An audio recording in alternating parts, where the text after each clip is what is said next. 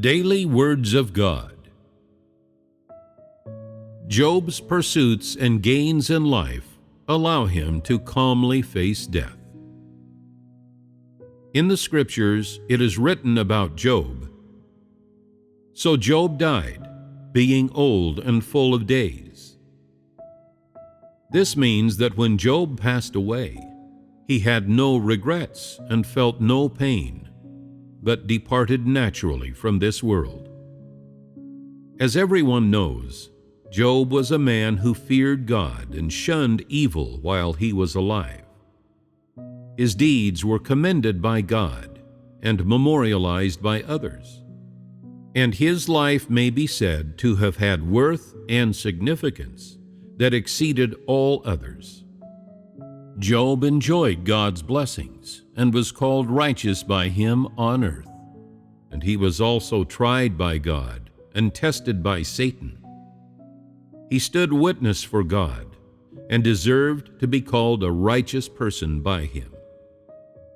In the decades after he was tried by God, he lived a life that was even more valuable, meaningful, grounded, and peaceful than before. Because of his righteous deeds, God tried him, and also because of his righteous deeds, God appeared to him and spoke to him directly. So, in the years after he was tried, Job understood and appreciated life's value in a more concrete way, attained a deeper understanding of the Creator's sovereignty, and gained a more precise and definite knowledge of how the Creator gives and takes away his blessings. The book of Job records that Jehovah God bestowed even greater blessings upon Job than he did before, putting Job in an even better position to know the Creator's sovereignty and to face death calmly. So Job, when he grew old and faced death, certainly would not have been anxious about his property.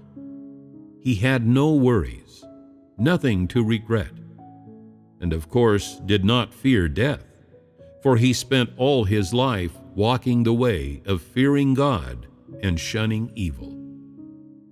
He had no reason to worry about his own end. How many people today could act in all the ways Job did when he confronted his own death? Why is no one capable of maintaining such a simple outward bearing? There is only one reason. Job lived his life in the subjective pursuit of belief, recognition, and submission to God's sovereignty. And it was with this belief, recognition, and submission that he passed through the important junctures in life, lived out his last years, and greeted his life's final juncture. Regardless of what Job experienced, his pursuits and goals in life were not painful but happy. He was happy not only because of the blessings or commendation bestowed on him by the Creator, but more importantly, because of his pursuits and life goals, because of the growing knowledge and true understanding of the Creator's sovereignty he attained through fearing God and shunning evil, and moreover, because of his personal experience as a subject of the Creator's sovereignty, of the wondrous deeds of God, and the tender yet unforgettable experiences and memories of man and God's coexistence, acquaintance, and mutual understanding.